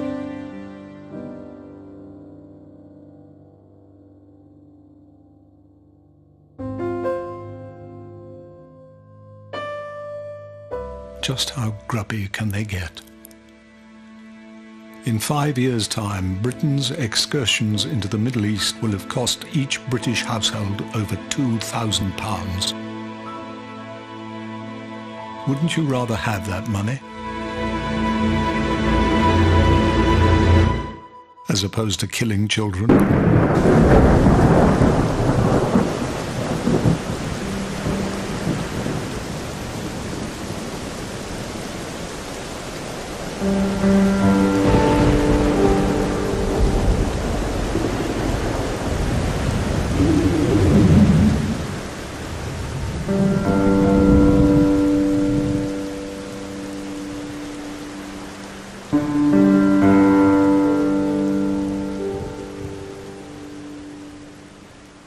Well, the first thing I'd say to somebody who was endeavoring to join the military, you know, hell, my kids might make that choice someday. I have to be willing to accept that possibility. And I'd probably say the same thing to them that I would to a young man today, and that would be, I understand where your desire is to help your country and to protect against what you see as a threat to your way of life. But unfortunately, the truth is far from what you're being told. And unless you're willing to look a little deeper and see what's really at play here, specifically the agenda of never-ending war, always propping up a straw man, a boogeyman, to justify never-ending policies of war, if you're not able to see that, if you're not quite able to grasp that concept, then really there's not much I can say to you. You're going to want to join and fight the good fight and so on and so forth. I understand that. You know, I'm that person. I've been there. And I'm not saying I'm better than you, smarter than you, or anything like that. However, if anyone takes an honest look at 9/11 and specifically Building 7, they will realize they're being lied to. And the entire system is set up to continue lying to them. That tells you a lot about not only how much our government feels about us, but also about what our government's real agenda is and what they're really endorsing, which is a never-ending state of war. These people are psychopaths. They don't have compassion and empathy like a healthy human being does. They don't care about you or me. They don't care about the military. They call us heroes to their media and whatnot. They don't give a shit about us at all. And they certainly don't give a shit about the Iraqi people or the Iranian people or any people for that matter. So if you want to understand the way the world functions, you need to look at it from the perspective of a psychopath who is drunk on his own power. Now, if you can get into that place and start to look at the way the world functions, you're going to find that it all makes perfect sense. Keep in mind, these people also have spent their trillions and trillions of dollars and pounds on building things such as underground compounds, which I don't know if you've got an invitation, but I don't. And these people are so nuts that they are willing, in my opinion, to set off a third world war. Look at the policies with regards to antagonizing Russia. What the hell are we doing? We're picking a fight with a nation. Is Russia seriously a threat to Europe or the West? That's just ridiculous. Of course they're not. Why would you do such a thing? Would a sane, healthy human being carry out a policy like that? No. No. But if you're a psychopath who sees that the only way that you can maintain your position of power is to divide people, then you see war as a good thing. For you, war is great. So everything you can do to get people to fight a war against each other and keep fighting each other is good for you. Now, if you're sane, that doesn't make sense. So you need to get out of your sane perspective, get into the mind of a psychopath, drunk on his own power, and see the world that way, and all of these things will make perfect sense. So in the case of ISIS, our best friends and allies in Saudi Arabia, they are the funders of ISIS, as are Qatar, another friend of ours. If you're not willing to accept that our good friends and allies, the ones that we're doing big military defense contracts with, the United States just did a $60 billion contract with Saudi Arabia, which is now pummeling the poorest nation in the Middle East, Yemen. Unless you're willing to accept the fact that our best friends and allies, political allies, are actually the funders of ISIS, and that our governments, they're providing political cover to Saudi Arabia and Qatar and these other nations, the bottom line is you need to look deeper. Because if you're willing to put yourself in a position to kill or be killed, you should make damn sure that it's worth it, really. Because there's 22 American service members a day, and who knows how many English service members a day who are committing suicide every day. And I tell you, the reason why they're doing that is because they realize deep down that whatever lies they've been told don't square with the truth. And they have gone into someone else's land and killed people, including women and children, and they're suffering so badly from that that the best exit for them is to commit suicide. If you have a fighting spirit, if you're a warrior and you want to if you want to fight, then fight the right cause, fight the just cause, fight a cause that will serve all humanity, not some bogus agenda manipulated by the powers that be to get you to go fight wars for a bunch of chicken hawk cowards who will never go off and do the killing that they're ordering you to commit, and they certainly won't have their children going there anyway. They're a bunch of cowards. I don't know why you'd give your life for these cowards. We need to stop that so we can get down there. We need to stop. You see my local... Stop break. Crazy Force 1, request permission to engage. Okay, Captain Wounded. Yeah, we're trying to get permission to engage. Come on, let us shoot. Push Master, Crazy Force 1-8. I came home late one night after a week out of town working, and my son and his mother came in and told me that Noah had shot himself. And actually that was the first night I'd slept in like 3 months. I know it sounds horrible, but it was just simply, that's the way it is. I knew it was coming, and you were waiting. But what really worried me was his anger toward all of us for letting it happen. He was well armed. He had a .38. He had a rifle from his grandfather that served in World War II. And I was worried about him retaliating against us. And even his mother admitted that he did us a favor because of what could have probably happened. The streets were vacant. There was really no resistance. They just showed up, started cleaning up the mess. The sewer plants were bombed. The water plants were bombed. Just this precision bombing just didn't work. These little kids were really disturbing. They came out after 3 days. They were in shock, and they were starving. And he said for another couple of days, they would just watch them from the background. And eventually they realized they weren't going to be fired upon, and they just all of a sudden went off and started feeding on these little tadpoles that were in the ditches there. And our soldiers couldn't feed them. They couldn't do any help at all. And so these kids started throwing rocks. And they pelted our soldiers for day after day, and then the orders finally came through to shoot these kids so they could get the bodies cleaned up. He didn't engage in it, but others did. And they were so frustrated. Here they were just, 6 months before they were at Ronald McDonald land. And now they're in a war zone. War crimes are being committed on a massive scale. And after some of these soldiers killed these kids, my son said that's when the suicide started. And I really don't want to say it in public, but I really think that these 22 a day that are committing suicide should go into city council and inform them that my life is fucked. And one of these days I'm going to shoot myself in your park and you'll have to clean up my corpse. I mean, I know it sounds cold and cruel, but, I would rather have my son do that than just go out in the woods and do it peacefully. Taking your own life is the way you want to do it. But if I would show up right at the city council and have my corpse hauled out of there. I mean, like I said, these were the adults that sent kids in the war. I tried to tell them just to bail, just do not do it. You're better off to do jail time than what you're about to go through. Even I didn't know how cruel these people could be. The training they give these kids is almost guaranteed a suicide. And the Civil War and World War II particularly, they discovered that only 15% of soldiers were actually engaging in pulling the trigger. And so they needed to change that.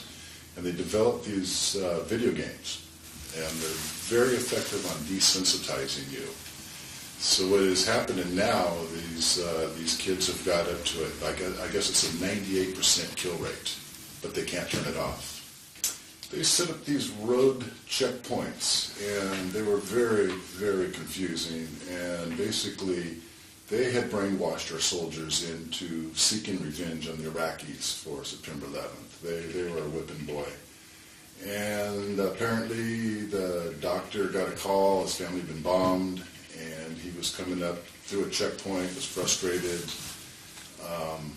looked different, and the order just came down for my son to shoot the guy. And shot him, got him through the neck.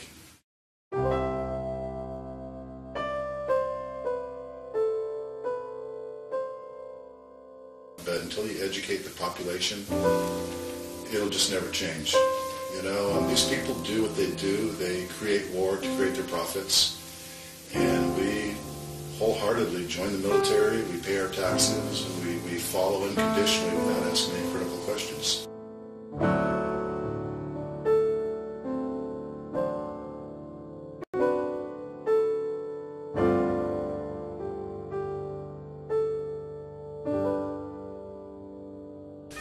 They call you a conspiracy theorist, and instead of talking about the technical, they want to know the who, the whys, and the whats. In other words, they want to engage in conspiracy theory. World Trade Center 7, I have no idea how they could do something like that, but it's obvious through the evidence we have that it was brought down in controlled demolitions. So that is a job for policemen and investigators. That's their job, and they are failing at this point to accomplish that.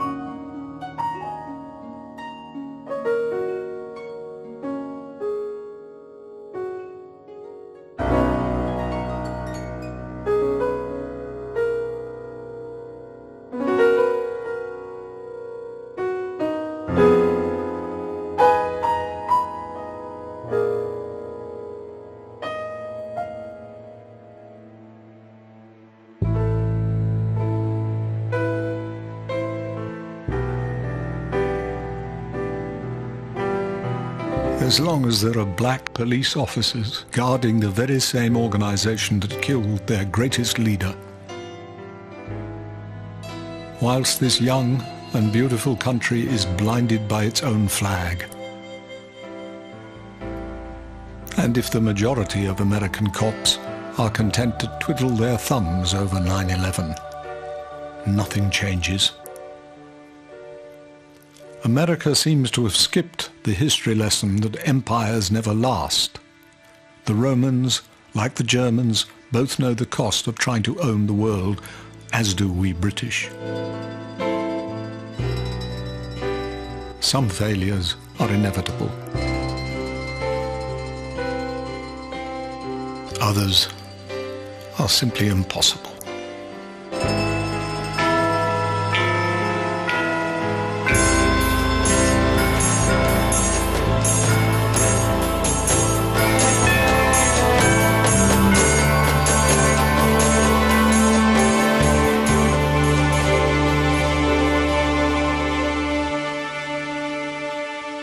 Former Judge Ferdinando Imposimato has investigated more serious crimes than David Cameron has done dodgy arms deals.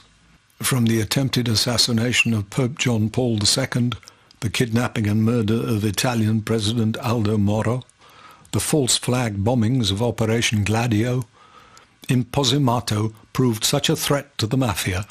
In 1983 they killed his brother Franco as a warning. But unlike some, he is no coward. Understand that it is impossible that this collapse of World Trade Center 7 happened because of the fires. This collapse happened because of the preparation. Who made this preparation? This is a case that I have studied and I have investigated very well for 14 years. The collapse happened in 6 seconds. So this is possible only if you have prepared the collapse with the bomb. One of the guys, he can tell you I'm okay, all right? Here, hold on. You want to call your mother or something? You heard explosions, like boom. We just heard one more explosion. That's about the 4th one we've heard. Craig Bartmer was a policeman who was near Building 7 as it started to come down. It was nothing I would ever imagine seeing in my life. You know, the thing started peeling in on itself, and I mean, there was an umbrella of crap 7 feet over my head that I just stared at. And somebody grabbed my shoulder and I started running, and the shit's hitting the ground behind me. And the whole time you're hearing thum, thum, thum, thum, thum. So, I think I know an explosion when I hear it. A few blocks up West Broadway, looking toward the World Trade Center in the distance, Ashley Banfield was conducting an interview for MSNBC. You were just told by police that you should move out of your... The mic was set to pick up speech a few inches away. From the involuntary startle response, oh my God, we know explosions are being heard. However, listening closely, we discover that the microphone did indeed pick up the sounds of explosions, but very faintly.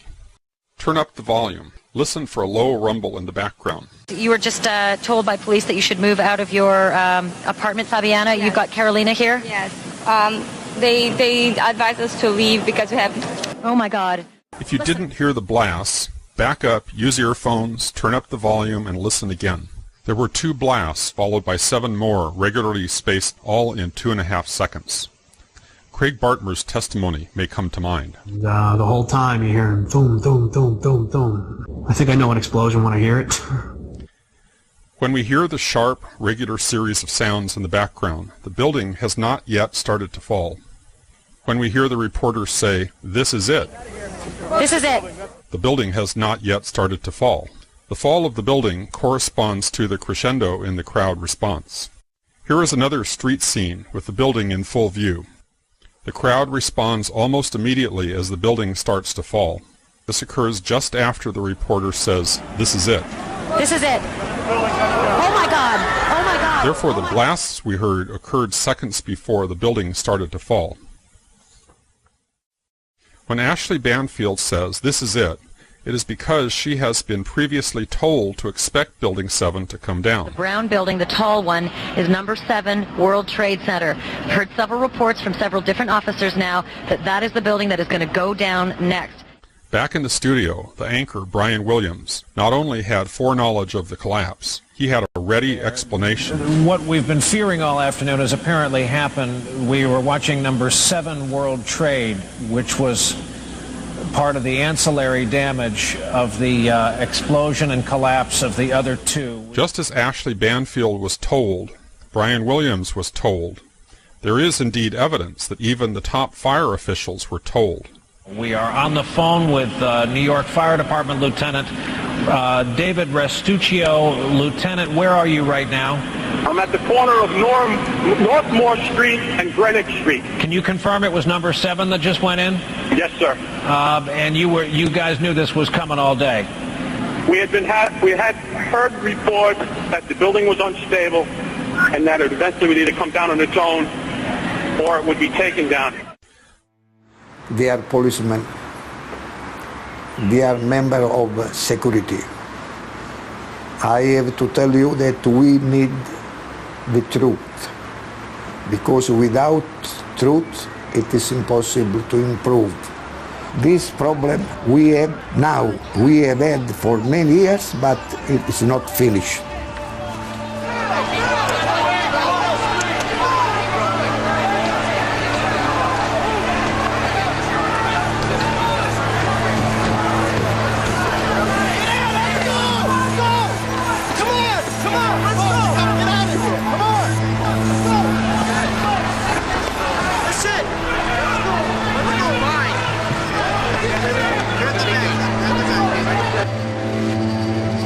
You have to know that a lot of soldiers, a lot of policemen, a lot of members of security have been killed.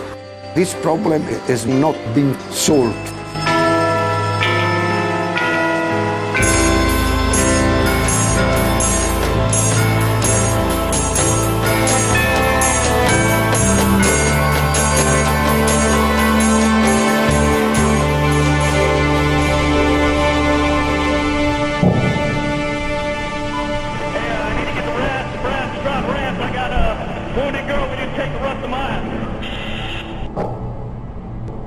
Crazy Horse 1-8, Bushmaster 7, go ahead.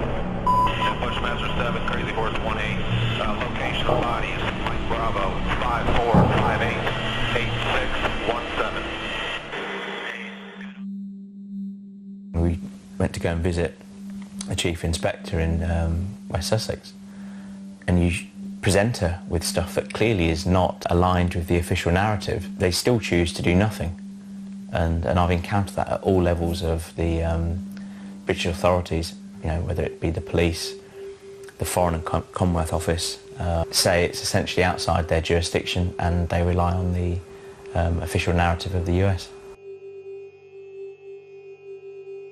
You can't see something, be confronted with such evidence that is in direct conflict with the official story and just choose to do nothing, you know, unless you're going massively into denial, cognitive dissonance, whatever you want to call it. I mean, whoever you are, whether you're in the police or not, you know, you've got to look within yourself and is that what you should be doing? Is it right? The police force, they're regular people. And yep, there's going to be some fear that they may lose their jobs. But this is going on everywhere. People are waking up to corruption and just things that are blatantly not right. And if we just choose to be silent on that, it's not going to end well for any of us. I can't believe that all of the police are corrupt.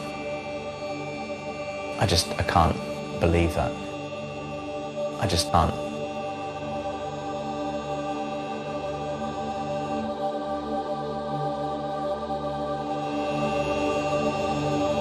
There's a weapon. Roger, received, target 15.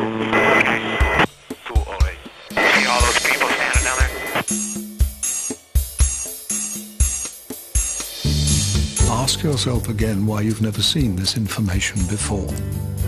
Why has the TV and press tried to smother it? And on the rare occasions they do pay it attention, why do they lie and blur the facts? The 9/11 cover-up should be everywhere in our media. You now have incontrovertible forensic evidence that has the potential to change everything for the better. But only if you elect to stop protecting those that have demonstrated they care nothing for you or for the public you're meant to serve.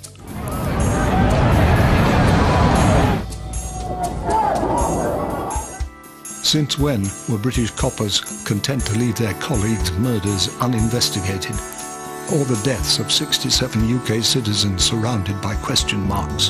Now! Whatever you decide, please don't hope this problem is going to go away without you doing something. Like we said, you can choose to believe in miracles, or you can be heroes or cowards.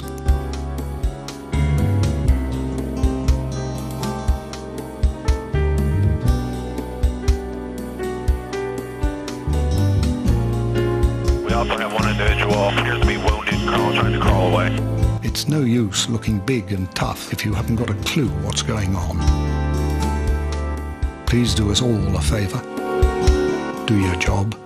We won't shoot anymore.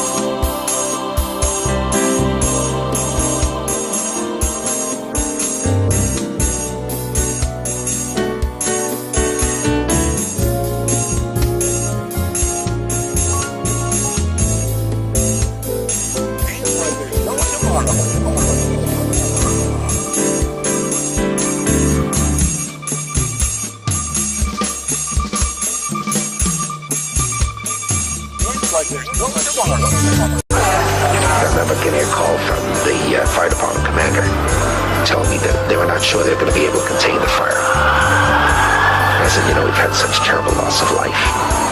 Maybe the smartest thing to do is pull it. And they made that decision to pull. Then we watched the building collapse. Your official response was that it was the firefighters. My question is, it was pretty clear that you meant the building, and if it was the firefighters, they already are outside the building by 12 because the water lines were broken. That's the question. And the fire chief that you said you spoke to, Fire Chief Negro, denies talking to you on that day of 9/11. Can you answer those questions and address the theories against you? The leaseholder of the World Trade Center complex, Larry Silverstein, gave a public interview on PBS in 2002, and he said that they pulled that building, which is a demolition term for intentionally bringing down a building. This man made over $5 billion from those buildings' destruction, and I want to know if there was ever a formal investigation into Larry Silverstein, the leaseholder of the World Trade Center complex, and his ties to this entire event. I don't believe there's been a formal investigation. I haven't heard that. I don't know that. I do know that that wall, I remember, was in danger, and I think that they made a decision based on the danger that it had of destroying other things, that they did it in a controlled fashion.